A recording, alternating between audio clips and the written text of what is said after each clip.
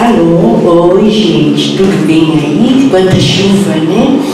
Pois é, toda a quinta-feira eu fico pedindo a Deus que me use para falar exatamente aquilo que o nosso pessoal precisa ouvir.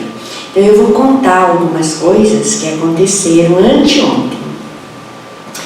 Mais ou menos no mês de outubro, apareceu um senhor aqui com câncer no intestino. Isso é muito comum, câncer no intestino, no estômago, tudo isso é muito comum.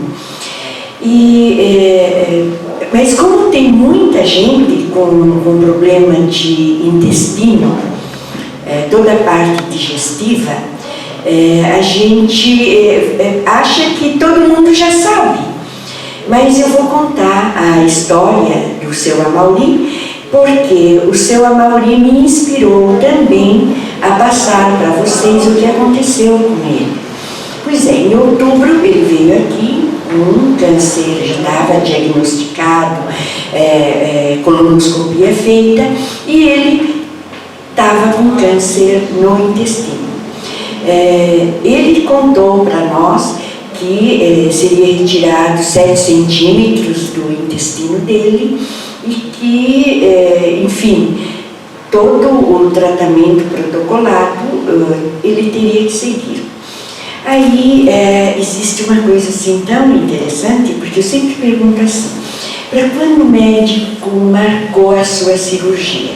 Aí a pessoa me diz assim, olha, como eu estou indo pelo SUS, ele não marcou ainda, mas ele vai marcar.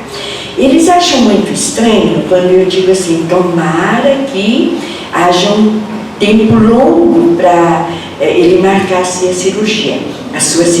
Eles não gostam, porque de certa forma quem recebe o diagnóstico quer retirar o tumor ontem, e não ontem e nem daqui a 2 ou 3 meses. Enfim, foi o que nós conversamos e eu pedi que ele tomasse bem certinho o Reviva D e conversamos, ele e a esposa, e tudo bem. Quando foi anteontem, chega lá o nosso amigo e ele diz assim, eu vim falar uma coisa para a senhora. Mas pela expressão dele e pela cor dele, eu já sabia que ele estava muito bem.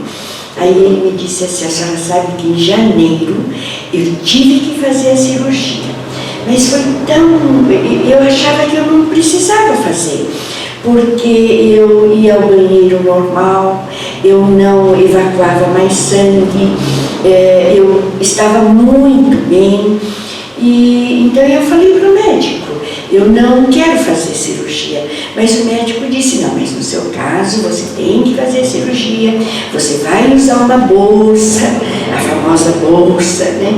E assim, como é um profissional da área da saúde, e todos eles a gente respeita muito, mas eu não sabia que ele estava fazendo a cirurgia no mês de janeiro. Nós estamos no mês de maio. E aí ele chega aqui e ele diz assim, a senhora sabe que eu fiz cirurgia? Eu falei, você está com colostomia? Ele falou, não, uma coisa que aconteceu comigo. Depois da cirurgia, o médico chegou e ele disse assim para mim, seu Amaury, tem uma coisa que eu não entendi e que não poderia acontecer. Quando nós fizemos o seu exame, o seu tumor era 7 centímetros, não é milímetro. E a gente se preparou para tudo isso, mas na hora que nós fomos ver, tinha diminuído tanto o tumor. Daí eu perguntei, mas diminuiu para quanto? Ele disse, eu esqueci de perguntar.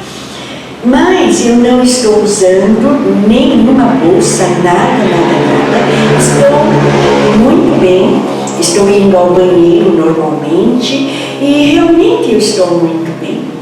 Aí a esposa dele, não sou eu, mas a esposa dele, falou com a enfermeira e ela disse, mas me diz uma coisa, será que tem um jeito de alguém que tenha problema no intestino aconteceu o que aconteceu com meu marido, será que a gente precisa, todo mundo precisa fazer a cirurgia?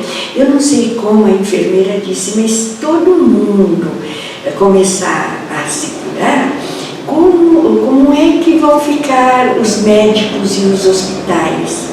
Né?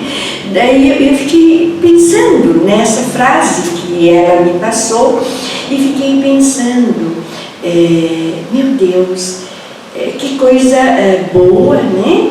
Se um dia a humanidade conseguir despertar para uma realidade, né? E essa realidade é tão interna, é uma coisa tão nossa, né? Onde a cura pode acontecer sim, né? E essa cura está dentro de cada um de nós. O seu Amaury, o problema dele era câncer no intestino. E foi tão maravilhoso, porque na medida que ele foi tomando antes da cirurgia, a gente já esperava que houvesse o uso da colostomia, aquela bolsinha que fica, e o tumor era 7 centímetros e tudo mais. E a gente até sugeriu que não houvesse, que quem sabe não haveria necessidade da cirurgia mais, porque ele já estava fazendo normalmente, evacuando normalmente, estava tudo normal, mas o médico achou por bem que haveria necessidade de fazer e ele fez. E o espanto, eu não sei porque o médico não mostrou para ele o quanto diminuiu, mas o médico disse para ele, mas não podia acontecer isso, como? O tumor sempre tem que aumentar, e no caso dele, o tumor tinha diminuído, não houve necessidade de colostomia, no terceiro dia ele já estava evacuando normalmente, e até agora, e hoje, eu não sei como, porque a nossa gratidão é a gratidão de ver o corpo dele manifestar a glória de Deus, né? O poder de Deus no corpo dele. Então, nós estávamos só agradecendo a Deus, mas eles acharam que deveriam de trazer abóbora para nós. A torre inteira vai comer abóbora, vai levar, vai fazer que bem, é tudo da plantação da casa deles. E olha quanta abóbora. Quem quiser, né, pode vir até aqui, porque eu vou tentar fazer um doce de abóbora com açúcar mascavo e vocês vão ver a maravilha que vai ser. É essa realidade que nós, né, temos mostrado para as pessoas, e isso pode acontecer com qualquer um de nós. Então hoje, além de contar uma história real, que sempre está acontecendo aqui no laboratório, mas esse caso foi muito especial, porque esse senhor estava eufórico de alegria, né? Então isso é maravilhoso, nós podermos compartilhar essa felicidade de descobrir todo o potencial que existe dentro de nós.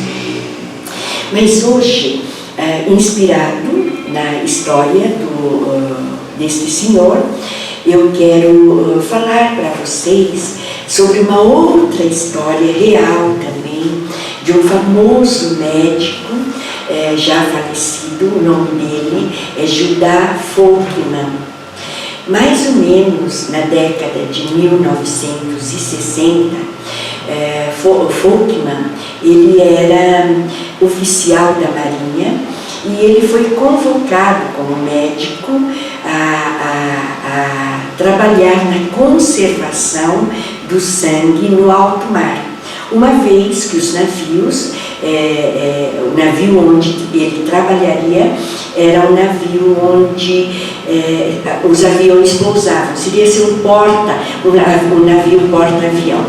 Folkman, ele estava muito preocupado em relação à conservação do sangue, caso houvesse uma emergência e necessitasse da utilização do sangue.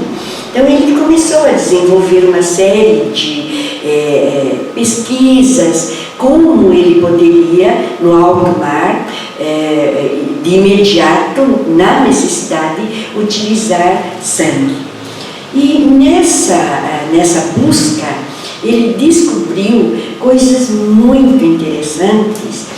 E eu sempre penso, né? E eu vejo as coisas simples. Por exemplo, quando uma pessoa tem uma receita, no livro de receita, alguma coisa muito deliciosa, essa pessoa, ela tem apenas a receita no livro. Ela não colocou a mão na massa, né? E na hora que a gente coloca a mão na massa, o conhecimento nosso cresce, nasce em nós uma coisa que se chama vivência.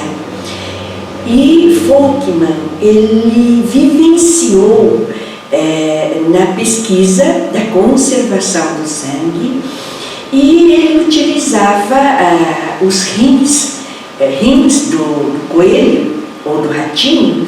E aí na pesquisa, ele descobriu que o tumor necessitava de vasos.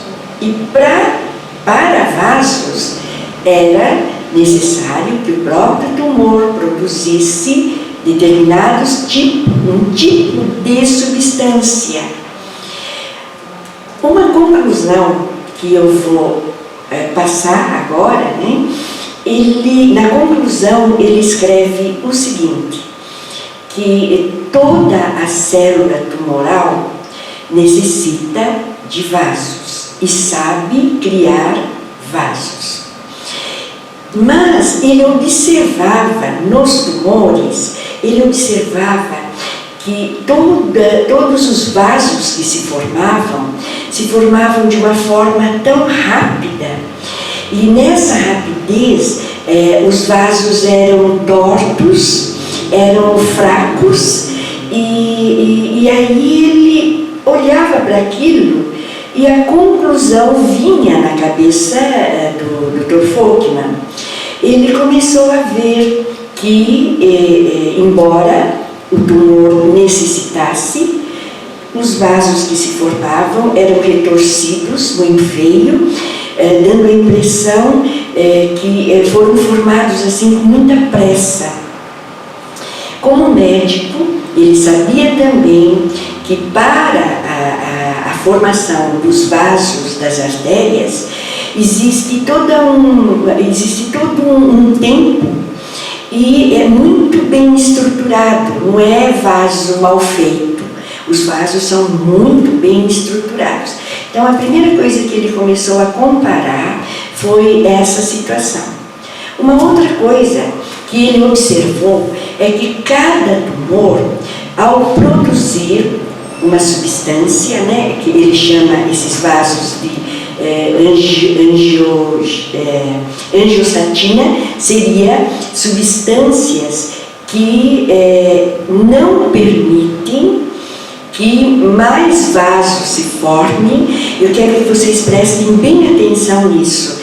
Quando se forma o tumor, mais vasos que podem se formar, mas ele compara muito a condição de guerra, onde não há abastecimento para os soldados que estão na guerra. E ele percebeu que o primeiro tumor, o tumor primário, fabricava uma substância, e essa substância, que se chama angiostatina, impedia que os vasos se desenvolvessem em outras áreas. Ficava como se fosse uma colônia estabelecida, e aí ficava sem que houvesse desenvolvimento, ficava lá, guardadinha pelo próprio esquema do tumor.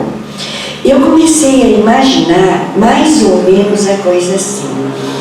O tumor, quando a gente olha para o tumor, a gente percebe que existe uma energia de egoísmo muito forte. O tumor não gosta de dividir, enquanto ele é o primário, ele fica como primário, e essa angiostatina protege, não deixa o tumor se expandir. Então, essa palavra angiostatina. Angiogênese é quando começa a haver a formação de vasos, onde o povo, né, chama de raízes. E é muito interessante também a outra observação do Folkman. Ele observou também que nenhuma célula, a gente gosta assim que isso fique bem firme nas pessoas que estão me ouvindo, nos nossos distribuidores, né? Uma célula não sobrevive sem que haja sangue que venha para ele, porque sangue é nutrição, é alimento. Nisso, se os vasos, né, estão lá e não houver mais possibilidade, e esta célula precisa estar profundamente enraizado nos vasos sanguíneos para que o tumor se abasteça e cresça. Muito bem. Daí vem a angiostatina, que não permite que haja expansão dos vasos para outras áreas, que nós vamos chamar de metástase. Quando isso se formata,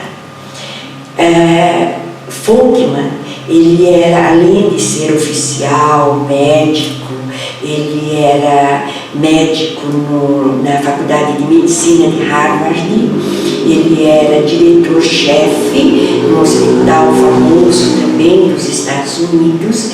Então, ele era um homem dedicado à ciência, à pesquisa e à sua área de trabalho. Só que quando ele passou esta informação na cabeça dele, ele entendeu que não era atacar a célula tumoral.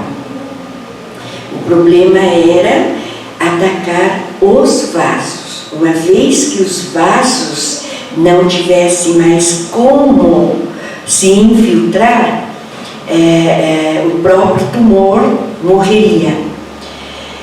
E nisso é muito triste, porque quando ele levou essa experiência dele, a medicina, ou mesmo o pessoal, toda a parte médica que é ligada à saúde, eles acharam que era uma teoria ainda, e uma teoria muito fraca, e ele foi considerado meio louco, e ele foi afastado dos cargos dele. Eu acho assim, quando eu falo, a pessoa que bota a mão na massa tem muita certeza daquilo que ele está falando. Ele não estava falando de teoria, ele estava falando de uma prática, não era teoria. E mesmo ele sendo ridicularizado, no coração dele, ele diz que ele sabia o que ele estava falando, que bastava ele encontrar qual seria a célula ou a proteína que produziria a substância angiostatina que se formava nos tumores. E juntamente com ele, um outro médico, porque nessa situação, quando a pessoa é ridicularizada, normalmente toda a comunidade se afasta, não fica com essa pessoa. Mas a pessoa que tem certeza daquilo que está falando, esta pessoa leva avante a crença, aquilo que está no coração dele. Então, além da prática, além da teoria, além do conhecimento, o Dr. Folkman, ele conseguiu captar um médico também, pesquisador, que se prontificou a descobrir onde é que se formava e como é que se formava a angiostatina. Esse médico tem um nome de Dr. Michel Rollet, uma coisa assim. Muito bem. E depois de muito tempo, eles conseguiram descobrir, através da célula dos rins, eles descobriram a produção da angiostatina. Aí o Dr. Folkman, ele não poderia mais falar, ele tinha que demonstrar. Ele chamou toda a comunidade médica, do hospital onde ele trabalhava, e ele pegou 20 ratos. Foram injetados células tumorais em 10 ratos e outros 10 também, nos 20 ratos. Só que em 10 ele colocou injeção de angiostatina. E nos outros 10 não, deixou que o tumor desenvolvesse e ficasse o normal, como todo tumor cresce. Muito bem. Os ratos, onde se aplicou a angiostatina, todas as células estavam mortas e bem cor-de-rosinha, sem nenhuma aparência e sem nenhum tumor. E aqueles outros que não tomaram a angiostatina estavam com aquele formato de bicho, de coisa feia, cheia de vasos e tudo mais. E essa pesquisa só não foi avante, mas começou-se também a criar sinteticamente substâncias semelhante à angiostatina. Mas parece que não deu certo. E logo então é uma pesquisa que parou, quando na verdade essa pesquisa daria um passo enorme em relação ao câncer.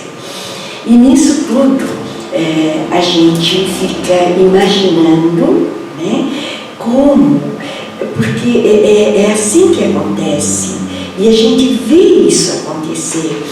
Nós vemos acontecer quando o médico diz assim: mas o seu tumor não podia diminuir. Como que o seu tumor diminuiu? Isso são as palavras ditas pelos médicos. Como que isso aconteceu? E nós, aqui na Torro, tentamos buscar respostas também, mas nós temos, como é que se diz, casuísticas reais, onde tudo isso está acontecendo. Só não acontece quando a pessoa não toma conforme tem que tomar, ou quando a pessoa tem um profundo sentimento de impotência. Numa outra situação, que era do meu irmão, o médico, ao abrir o intestino dele, ele demorou mais ou menos de 3 a 4 meses, acho que 3 meses e meio, agosto, quando foi diagnosticado o tumor dele foi agosto, setembro, outubro. Em novembro ele fez a cirurgia do intestino e ele tinha 33 tumores, 32 tumores estavam todinhos encapsulados, sem nenhum vaso, só um tinha um vasinho muito mal feitinho, e isso aconteceu com meu irmão. Então eu posso dizer com toda certeza, porque a gente acompanhou muito a situação dele. O que eu quero passar hoje é que o teu corpo verdadeiramente tem uma capacidade enorme de combater uma das doenças mais agressivas, fatais, E eu fico pensando, se uma pessoa que os nossos queridos distribuidores, né, estão contactando, começar a perceber é viver o real e confiar que o corpo desta pessoa tem o potencial de cura, mudar esse paradigma do câncer mata, eu acho que nós estamos fazendo algo grandioso num mundo onde se mede a pessoa através de condição financeira, poder. E eu fico pensando, se todos nós somos iguais, não há diferença nenhuma, não existe num corpo físico de alguém, a menos que a pessoa já tenha nascido com algum defeito, né? Mas uma pessoa que é normal pode sim ter essa grande chance de um jeito fácil. Foi o que disse o seu Almir. Ele disse assim, mas é tão fácil. Ele dizia assim para mim, mas não é tão fácil, eu não tenho mais medo, porque quando eu recebi o diagnóstico dos meus 7 centímetros, eu achei que eu já ia, que tudo seria diferente para mim, mas eu estou vendo que é tão fácil.